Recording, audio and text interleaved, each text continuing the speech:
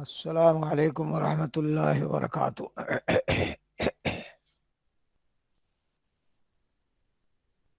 وعلیکم السلام ورحمۃ اللہ وبرکاتہ۔ تو اس میں جو ہے صراحت ہے کہ ان رفاعہ طلقہ آخرہ ثلاث تطلیقات، تین طلاقوں میں سے آخری طلاق دی تھی۔ تو اسی کو اوپر جو پہلی والی روایت میں فبتہ طلاقی سے تعبیر کیا تھا، اور سند کے اندر زہری اور عروہ بن زبیر یہ دونوں تابعی ہیں۔ چلو آگے، اس میں ہشام اور ان کے باپ عروہ یہ دونوں تابعی ہیں، ان ہشام ان ابی ہے۔ رسول اللہ صلی اللہ علیہ وسلم سے سوال کیا گیا عورت کے بارے میں، اس عورت کے بارے میں یتزوج ہر رجل، جس سے آدمی شادی کرے پھر اس کو طلاق دے دے، فتتزوج رجلا، پھر وہ دوسرے آدمی سے شادی کرے، یعنی شوہر اول کی طلاق کے بعد دوسرے آدمی سے شادی کرے، فیطلقها قبل ان يدخل بها، وہ دوسرا شوہر اس کو طلاق دے دے اس سے دخول کرنے سے پہلے، یعنی ہم بستری نہیں ہوئی اور دوسرے شوہر نے طلاق دے دی۔ تو سوال کیا گیا تھا کہ اتحل لزوجها الاول، کیا وہ اپنے پہلے شوہر کے لیے حلال ہوگی؟ آپ نے فرمایا نہیں، حتی یذوق وصیلتها، یہاں تک کہ وہ اس کا مزہ چکھ لے، یعنی یہ کنایا ہے جب تک دونوں میں ہم بستری نہ ہو جائے، مجامعات نہ ہو جائے، تب تک وہ پہلے شوہر کے لیے حلال نہیں ہوگی۔ تو اس قسم کی جو روایتیں ہیں ان میں تفسیر ہے اس آیت کی، ان حدیثوں میں تفسیر ہے اس آیت کی جس میں اللہ نے فرمایا ہے فَإِن طَلَّقَهَا فَلَا تَحِلُّ لَهُ مِن بَعْدُ حَتَّى تَنكِحَ زَوْجًا غَيْرَهُ۔ تو روافض وغیرہ کی ایک جماعت اور بعض علماء بھی قائل ہیں کہ نکاح ثانی کے بعد وہ پہلے شوہر کے لیے حلال ہو سکتی ہے، جبکہ یہ غلط ہے۔ تمام علماء صحابہ، تابعین اور بعد کے علماء سب اس پر متفق ہیں۔ سعید بن مسیب رحمہ اللہ کے بارے میں آتا ہے کہ وہ کہتے تھے کہ جب عقد ثانی ہو گیا، پہلے سعید بن مسیب، اس کی تعویل علماء نے کی ہے کہ ہو سکتا ہے سعید بن مسیب رحمہ اللہ کو نہ خبر ہوئی ہو، تو صحیح بات وہ یہی ہے کہ مجامات شرط ہے، خالی نکاح سے عقد سے کام نہیں چلے گا۔ اس کے بعد چھوڑ دیجئے، چلے جائیے باب پر۔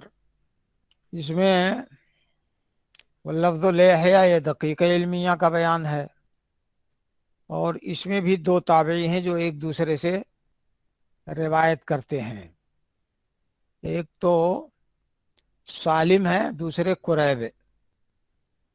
ابن عباس رضی اللہ عنہما سے روایت ہے، انہوں نے کہا کہ رسول اللہ صلی اللہ علیہ وسلم نے فرمایا کہ اگر تم میں سے کوئی شخص جب ارادہ کرے کہ آئے اپنی بیوی کے پاس، اہل سے مراد یہاں بیوی، اور اتیان یہ کنایا ہے مجامعات سے، جب ارادہ کرے کہ آئے اپنی بیوی کے پاس تو کہے بسم اللہ، اللہم جنبنا الشیطان و جنب الشیطان ما رزقتنا، یعنی اس دعا اور اس وظیفے کو پڑھے کہ میں شروع کرتا ہوں اللہ کے نام سے، اے اللہ تو دور کر دے ہمیں شیطان سے۔ جنبنا الشیطان، جنبنا مفعول اول ہے، شیطان مفعول ثانی ہے، وجنب الشیطان ما رزقتنا، اور دور کر دے شیطان کو اس چیز سے جو تو ہمیں روزی دے، یعنی جو اولاد عطا فرمائے اس اولاد سے شیطان کو دور رکھ۔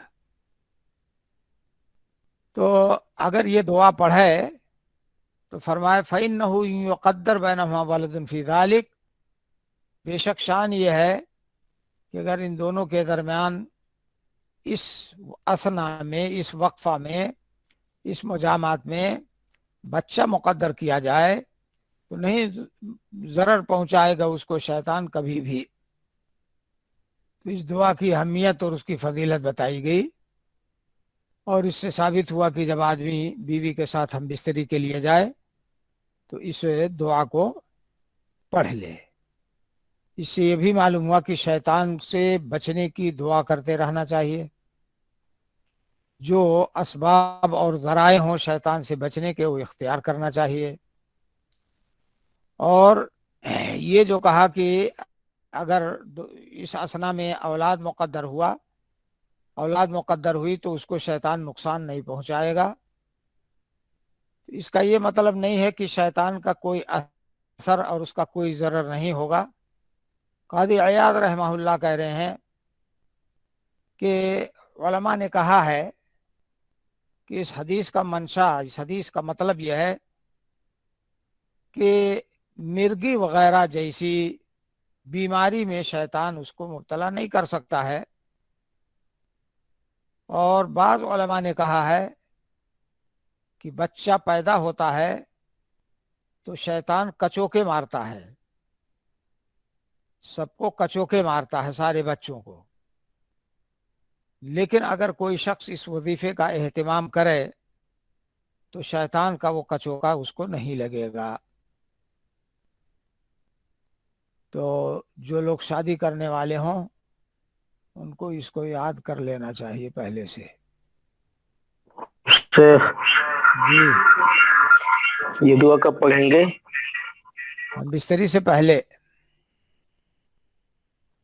ہم بستری کا جب ارادہ ہوا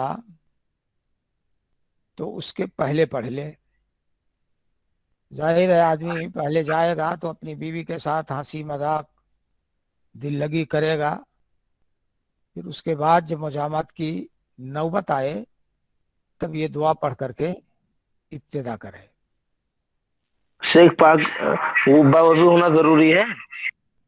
نہیں، ایسی کوئی دلیل تو نہیں ہے۔ ہاں یہ مشروع ہے، مستحب ہے کہ دولہا جب جائے اپنی بیوی کے پاس، دلہن کے پاس جائے تو باوضو ہو کے جائے یا وضو وہاں کر لے اور پھر 2 رکعت نفل پڑھے۔ اور ایک دعا اور ہے کہ بیوی کی پیشانی پر ہاتھ رکھ کر کے فلاں دعا پڑھے۔ تو ان سب اوراد اور وظائف کا اہتمام کرنا چاہیے۔ یہ جمع والی دعا تو جب بھی جمع کا ارادہ کرے گا تو پڑھے گا، لیکن پیشانی پر ہاتھ رکھنا یا 2 رکعت نفل پڑھنا یہ سب شب دفاف کے ساتھ خاص ہے۔ چلو آگے باب پڑھو۔ جابر رضی اللہ عنہ سے سنا، وہ فرما رہے تھے کہ یہودی کہتے تھے، یعنی یہودیوں کا یہ عقیدہ تھا کہ جب آئے آدمی اپنی بیوی کے پاس، یہاں بھی اتیان کنائے کا لفظ استعمال کیا گیا ہے مجامعات کے لیے، جب آئے آدمی اپنی بیوی کے پاس، من دبرہا فی قبولہا، اس کے پیچھے کی جانب سے، اس کے اگلی شرمگاہ میں،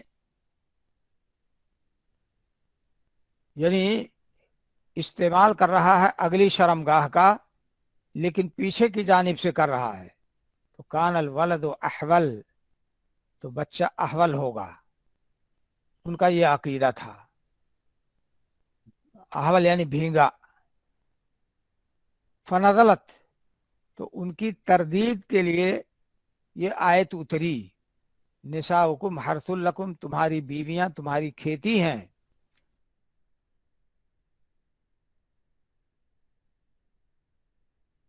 جیسے چاہو۔ تو کھیتی قرار دیا ہے، مطلب یہ ہے کہ محل حرث جو ہے یہ قبل ہے، دبر نہیں ہے، تو محل حرث کا استعمال ہونا چاہیے، اب چاہے آگے کی جانب سے چاہے پیچھے کی جانب سے۔ شیخ عبد الرحمن السعدی رحمہ اللہ کہتے ہیں، اس آیت کی تفسیر میں کہتے ہیں، نساؤکم حرث لکم فاتوا حرثکم انا شئتم، कहते हैं कि मुकबलतन व मुकबलतन व मुदबरतन गैर अन्नहु ला यकूनु इल्ला फिल कुबुल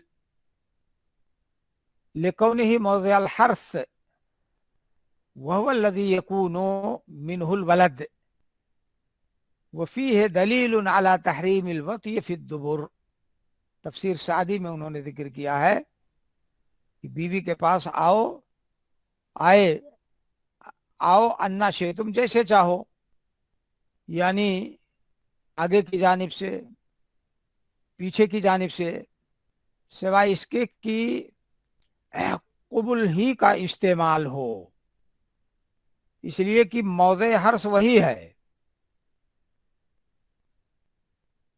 मौज़े हर्स वही है, और उसी हर्स की वजह से फसल पैदा होती है, यानी औलाद पैदा होता है। और आगे फरमाते हैं कि इसमें इस बात की दलील है कि दुबुर में जमा करना हराम है। कोई एडमिशन मांग रहा है जी।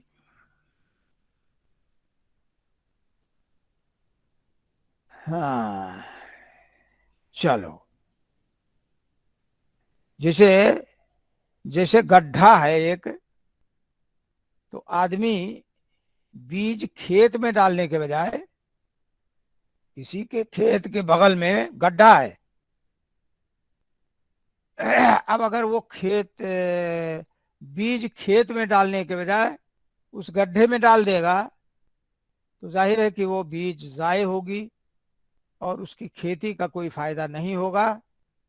यही हाल औरतों का है। अगर कुबुल का इस्तेमाल होगा तो गोया खेती का इस्तेमाल हो रहा है, आदमी बीज खेत में डाल रहा है, और अगर दुबुर का इस्तेमाल किया तो इस आयत के खिलाफ किया और उसने जो है जो मकसद है निकाह का, नस्ल की अफजाइश, इस मकसद को पसे पुश्त डालना लाजिम आएगा। इससे ये भी मालूम हुआ कि इस्लाम जो है मोतदिल दीन है, फितरी दीन है। चलो शेख इमाम सादी की तफसीर एक मरतबा फिर से बता दें। मुकबलतन व मुदबरतन गैर अन्नहु ला यकूनु इल्ला फिल कुबुल, यानी चाहे आगे से करे चाहे पीछे से करे, लेकिन इस्तेमाल सिर्फ कुबुल का हो। लिकौनिही मौज़िअल हर्स वहुव अल्लज़ी यकूनु मिनहुल वलद। आगे कहते हैं वफ़ीह दलीलुन अला तहरीमिल वत्य फिद्दुबुर। चलो आगे। मैंने सुना कतादा से वो हदीस बयान कर रहे थे ज़ुरारा बिन औफा से, और वो अबू हुरैरा रज़ी अल्लाह अन्हु से रवायत करते हैं, और अबू हुरैरा रज़ी अल्लाह अन्हु नबी सल्लल्लाहु अलैहि वसल्लम से आपने फरमाया कि इज़ा बाततिल मरअतु, जब औरत रात गुजारे इस हाल में कि वो अपने शौहर के बिस्तर को छोड़ने वाली हो, यानी शौहर से नाराज हो गई बीवी और उसके बिस्तर पर नहीं लेटी, तो लानत हल मलाइकतु हत्ता तुस्बिहा, तो उस पर फरिश्ते लानत भेजते हैं यहाँ तक कि सुबह करे, यानी सुबह तक उस पर फरिश्तों की लानत होती है। तो इससे शौहर के हक की अजमत साबित होती है बीवी पर, और ये भी साबित होता है कि बीवी अगर नाराज होकर के शौहर के मुतालबे को रद्द कर दे, हाँ, हाजतन फराशा ज़ौजहा का मतलब यही है कि बिस्तर पर ना जाए, यानी उसकी इताअत ना करे मुजामत के मामले में, तो फरिश्तों की लानत होगी। इससे भी मालूम हुआ कि फरिश्ते जिस तरह से आमाले स्वालिहा पर रहमत की मग़फ़िरत की दुआएं करते हैं, इसी तरह से मासियत के काम पर वो लानत भी भेजते हैं। अब बाज़ उलमा ने ये कहा اذا باتتل مرأتو کہا گیا ہے، جب عورت رات گزارے، یعنی یہ فرشتوں کی لعنت اور بددعا کی مستحق عورت اس صورت میں ہوگی جب رات کو شوہر کی اطاعت سے انکار کرے اور اس کا حق ادا نہ کرے، اور اگر دن میں انکار کرتی ہے تب اس لعنت کی مستحق نہیں ہوگی۔ بعض علماء نے اس کا یہ معنی لیا ہے، جبکہ یہ معنی نہیں ہے، چونکہ غالب احوال میں آدمی بیوی کے ساتھ ہم بستری رات میں کرتا ہے، تو گویا رات ہم بستری کا مظنہ ہے، اس وجہ سے باتت کی قید لگی ہے، ورنہ شوہر کا یہ حق باقی رہے گا، چاہے دن ہو چاہے رات ہو۔ بہت سی حدیثیں ایسی آتی ہیں جن سے پتہ چلتا ہے کہ دن میں بھی شوہر استمتاع کا حق رکھتا ہے، اور یہی وجہ ہے کہ عورت کو دن میں نفلی روزہ سے روکا گیا ہے بغیر شوہر کی اجازت کے، کیونکہ شوہر کو دن میں بھی ضرورت پڑ سکتی ہے۔ اور آپ نے حدیث پڑھی بھی ہے کہ کس کی حدیث تھی؟ صفیہ رضی اللہ عنہ کی یا میمونہ کی؟ گزری ہے نا کہ اللہ کے رسول صلی اللہ علیہ وسلم کی نگاہ کسی اجنبی عورت پر پڑی تو آپ گھر تشریف لے گئے، ام المومنین اپنے چمڑے کی صفائی کر رہی تھی دباغت کے لیے، تو آپ نے ان کو طلب کیا اور اپنی ضرورت پوری کی، تو معلوم ہوا کہ شوہر کو دن میں بھی یہ حق حاصل ہے۔ وحدثنی ہے ایک سطر کا ہے، اس کو چاہے چھوڑ دیجئے، اس میں لفظ کا اختلاف ذکر کیا ہے، اس کے بعد والی 2 سندیں پڑھ لیجئے۔ یعنی یہ دقیق علمیہ کا بیان ہے۔ اس ذات کی قسم جس کے ہاتھ میں میری جان ہے، یعنی اللہ کی قسم۔ تو بوقت ضرورت آدمی قسم کھا سکتا ہے کسی بات میں تاکید پیدا کرنے کے لیے۔ یہ بھی معلوم ہوا کہ بغیر قسم کھلائے بھی قسم کھا سکتا ہے، اور اللہ تعالیٰ کے لیے صفت ید کا ثبوت ہے۔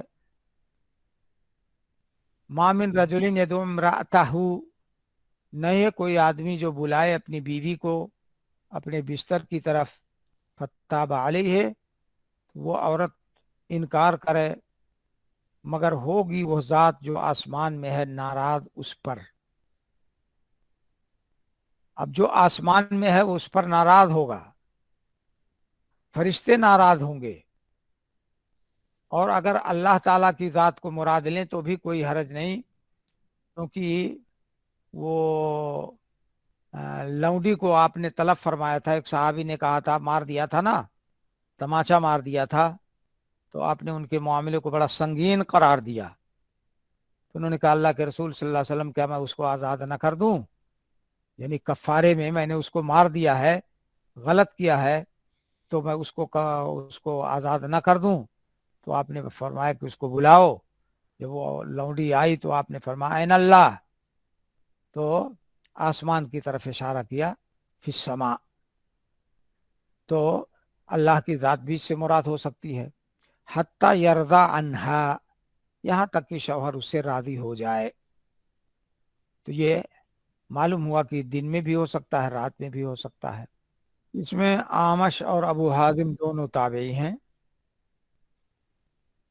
باقی اور کوئی خاص لفظ نہیں ہے۔ چلو، عمری میں نے سنا ابو سعید خدری رضی اللہ عنہ سے، وہ فرما رہے تھے کہ رسول اللہ صلی اللہ علیہ وسلم نے فرمایا، ان من اشر الناس، بدتر لوگوں میں سے اللہ کے نزدیک ازروئے درجہ کے قیامت کے دن وہ آدمی ہے، یہ الرجلہ انا کا اسم ہے، الرجلہ وہ آدمی ہے جو پہنچے اپنی بیوی کے پاس، وہ تفضی علیہ، اور بیوی جائے اس کے پاس، ثم ینشر سرہا، پھر شوہر اس کے راز کو پھیلائے۔ دونوں کے لیے ہے کہ میاں بیوی اکٹھا ہوئے، मुजामत हुई, हंसी मजाक हुआ, ये जो राजदाराना उमूर हुए उनको वहीं कमरे तक महदूद रखा है, उससे बाहर ना जाने दे, न बीवी न शौहर। अगर ऐसा करते हैं तो ये बहुत बुरा अमल होगा। चलो एक और पढ़ लो। अब ये इमाम मुस्लिम का एहतियात है कि ऊपर था इन्ना मिन आदमिल अमाना, लेकिन इब्ने उमैर शेख ने मिन नहीं जिक्र किया है, आजमल अमाना कहा है, उस फर्क को भी जिक्र कर दिया। ये रिवायत बिल्लफ्ज़ का एहतमाम है इमाम मुस्लिम रहमहुल्लाह की तरफ से। तो टाइम खत्म हो गया होगा नहीं? चलिए है 2 मिनट ज्यादा हो गए, 2 मिनट ज्यादा हो गए।